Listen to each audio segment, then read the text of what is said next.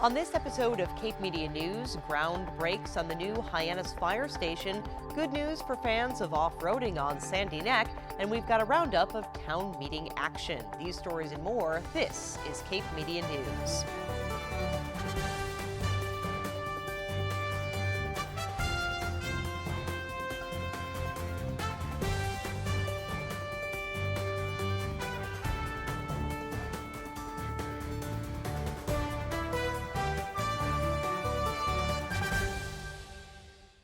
Hello and welcome to Cape Media News, your local authentic newscast. I'm Sarah Colvin. We start with news of a tragic crash here in the town of Dennis. A 26-year-old Harwich man died in a car crash Saturday afternoon. Patrick Valancourt struck a utility pole and the Rite Aid store sign just before 5 p.m. Saturday. He was driving a 2001 Ford truck. The crash is under investigation by the Barnstable County Sheriff and the Cape Cod Regional Law Enforcement Council. Travel around the airport rotary in Hyannis could be a bit tricky this week. The Massachusetts Department of Transportation and Lawrence Lynch are in the midst of a paving project. Milling of the rotary surface is taking place this week. Paving work will begin Sunday after 10 p.m. A reminder that one lane in the rotary will remain open to traffic at all times. Drivers are asked to seek alternate routes and avoid construction work. Please, of course, slow down and use extreme caution when traveling through the road construction areas. After many years of planning, design, and seeking approval from taxpayers and residents, the Hyannis Fire Department is moving forward with construction of a new headquarters. Ground broke for the new facility on Monday. CTA Construction of Waltham is the general contractor. Work on Phase 1 is anticipated to be complete in a year and a half. The new facility is coming in at a cost of $18.5 million. It will replace the aging, outdated facility built in 1965.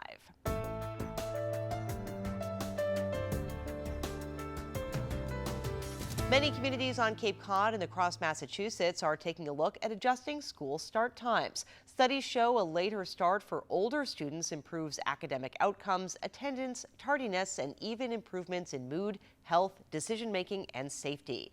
The Barnstable School Committee put together a special subcommittee to examine the possibility of making changes to the system's start times. That subcommittee has put forth its recommendations and is now looking for public input. The committee is recommending that all elementary schools maintain a current schedule of 9 a.m. to 3:35 p.m. Barnstable High School shifts to 8:15 a.m. to 2:50 p.m. and create 2 4 through 7 grade schools at Barnstable Intermediate School and Barnstable United Elementary School. Those times would adjust to 7:20 in the morning until 1:50 in the afternoon. The public is invited to learn more and share thoughts tonight. The first of 2 public forums will begin at 6 at Barnstable High School. The second is scheduled for next Wednesday, May 17th at 6, also at Barnstable High School. We'll have coverage from tonight's meeting Friday on Cape Media News. In the town of Dennis, elections were held Tuesday. 1,714 of the town's 11,000 voters turned out at the polls. That's about 15%, which Town Clerk Teresa Bunce says is up a bit from last year's election. Voters re-elected incumbent Selectman John Terrio and elected Robert Mazzadri to a first term as Selectman. Mazzadri has served as the chair of the town's planning board. Chris Lambden, who you may remember as The Bachelor, was elected to the town's representative to the Old Kings Highway Historic District Commission. Dennis voters were also asked to weigh in on a proposal to ban, a proposed ban on recreational marijuana facilities. That ban passed at town meeting. It passed at the ballot box 372 to 176. That ban prohibits the operation of all types of marijuana establishments, including cultivators, testing facilities, product manufacturers, retailers, or any other type of licensed recreational marijuana-related businesses. It does not apply to medical marijuana. Voters were also faced with a non-binding question asking if the town of Dennis should push Governor Charlie Baker to ensure spent nuclear fuel at the Pilgrim Nuclear Power Plant is placed in secure dry casks as soon as possible. That non-binding question passed 432 in favor, 46 against. In Yarmouth, voters will head to annual town election next Tuesday, May 16th. 3 people vying for 1 open seat on the Board of Selectmen: Mark Forrest, Joseph Glynn, and Jane Hibbert. 4 are seeking 2 seats on the school committee. Incumbents Michelle Conover and Andrea St. Germain face a challenge from Joseph Glynn and Philip Morris. Yarmouth voters will also be asked to approve a $570,000 override to fund the Dennis-Yarmouth School District and the non-binding question regarding spent fuel storage at Pilgrim that Dennis voters approved this week. Yarmouth town elections Tuesday, May 16th.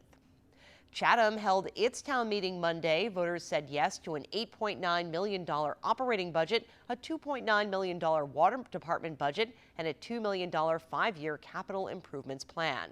Chatham voters approved an intermunicipal agreement with Harwich that paves the way for a wastewater interconnection that will have some wastewater from Harwich treated at the Chatham facility.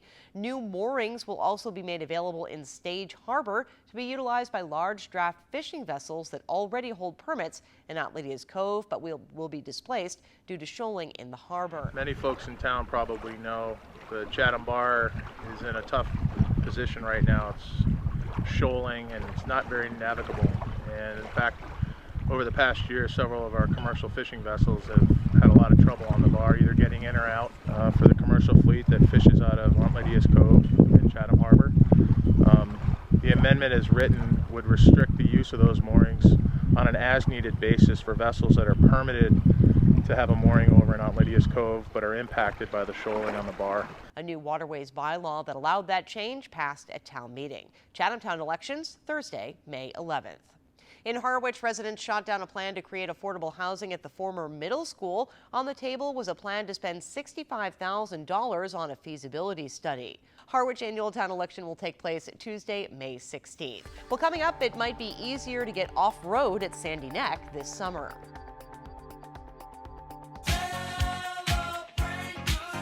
This Saturday, don't miss our biggest fundraiser of the year, the Capabilities Harbor Walk Fun Run, Saturday, May 13th at the Hyannis Village Green. Be a part of this all-inclusive, family-friendly event. Gather friends, co-workers, neighbors, and the whole family to help support hundreds of individuals with disabilities on Cape Cod. Thank you for your support. We couldn't do it without you. Register online or donate at capabilities.org. Thank you for your support! Sandy Neck Beach is a popular spot for summer off-roaders, but it's also a popular spot for the threatened piping plover. A new state permit allows Sandy Neck staff to encourage the birds to nest away from the off-road corridor. Sandy Neck Beach Park Manager Nina Coleman tells us this is good news for those who want to access the beach by car. I don't think there's going to be a complete closure if we have this permit in place, and we have the permit for 3 years. We have piping plovers on Sandy Neck and all our Cape Cod beaches. That's a federally endangered or threatened species. They're listed as threatened. And so those birds are globally rare. Eggs will start being laid in probably this weekend. So usually by May 1st, we have at least one nest. So they'll nest through May. The problem is that the nests get predated. So then they try again, and that's when the season just drags on and on and on. We have to protect the plovers while they're going through their nesting. And then once the chicks hatch, we have to close the beach to off-road vehicles. And so we're at the whim of where these birds put their nests. And that's a real issue. Now, generally speaking, in most situations, piping plover chicks and pedestrian traffic or beach-going traffic is compatible if you manage it. But certainly vehicles, the chicks are right in the track. You couldn't have set up a worse scenario. Like, they are in the track, they cannot fly, they freeze when their parent tells them that they're in danger, so the parent will call out and they'll freeze right in the track. And so I know they wouldn't survive. And this, that's why these closures occur. The exciting news is we did receive an inclusion into the Section 10 permit. And what that means is that we are actually getting insurance that we're not going to have a beach closure. That's always been the biggest and most difficult part of managing this beach, is those full beach closures. They've only occurred a few times, but when they occur, it is a big deal. We lose revenue.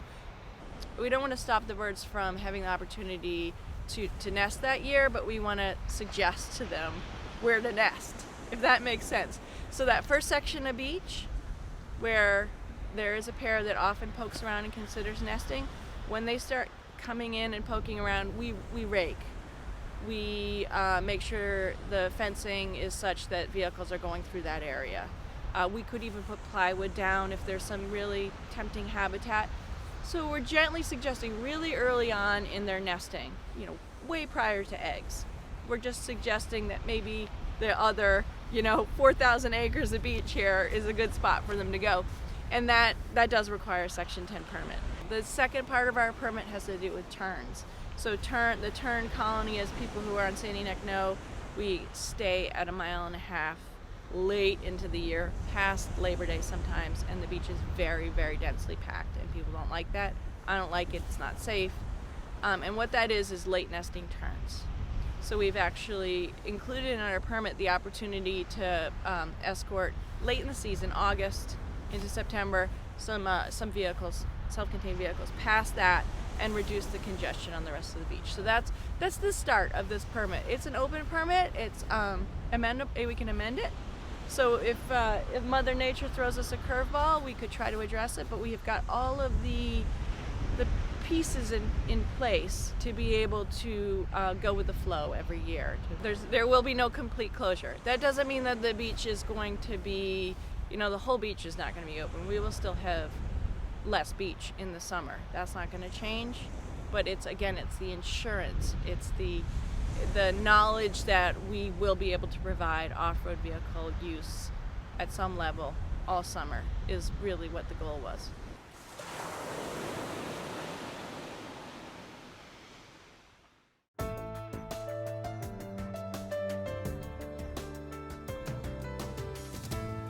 And now we introduce Cape Media News' Brianna Gustafson with the story of a local family turning tragedy into hope.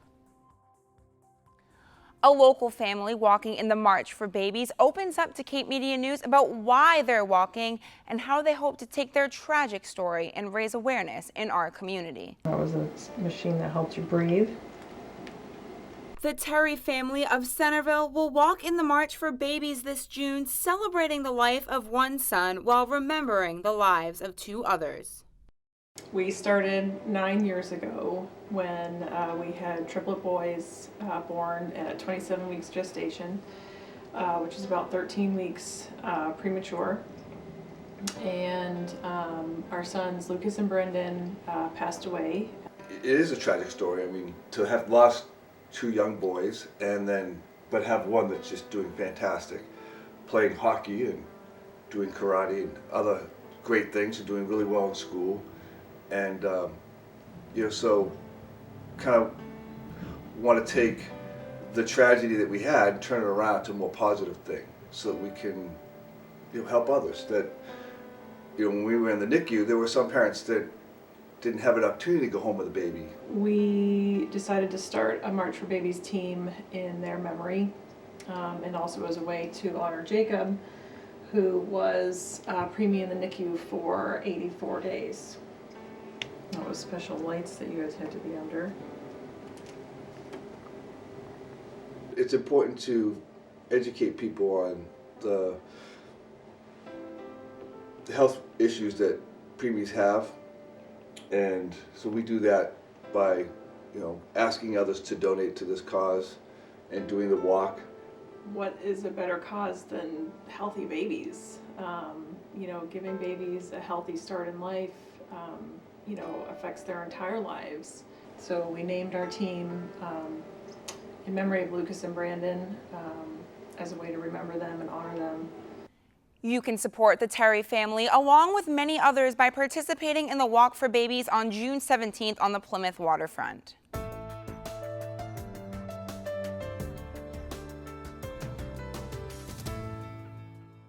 The Cape Cod Commission has assembled a review panel to take a look at the housing needs of Cape Cod. A study is now underway designed to put numbers to the existing supply and demand and provide measurements of the existing housing shortages and gaps over the next decade. The study will be a launching pad for development of strategy to try to address the housing needs.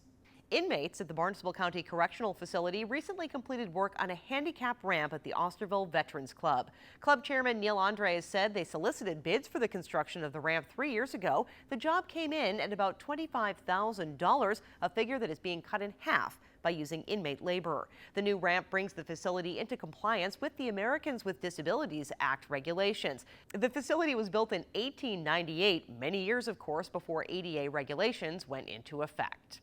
Massachusetts is the only state in the nation that has an entire week dedicated to bicycling. Bay State Bike Week will be celebrated May 13th through the 21st. The Cape Cod Commission and the Cape Cod Regional Transit Authority are helping to promote safe two-wheeled travel. Several bike safety promotions are scheduled, including Monday, May 15th in Orleans at the Cape Cod Rail Trail and Wednesday, May 16th at the Cape Cod Rail Trail in Dennis. Both begin at 3 o'clock. On Friday morning, all are invited to the Hyannis Biker Breakfast from 8 to 9 a.m. at the Hyannis Transportation Center. Bike lights, maps, schedules will all be available, and Sea Sports will be providing free minor bike adjustments. All are encouraged to ride bikes to work during the week. Well, that's all for this Wednesday edition of Cape Media News. We'll be back Friday with more. Follow us online at capemedia.org or on Facebook. For Cape Media News, I'm Sarah Colvin.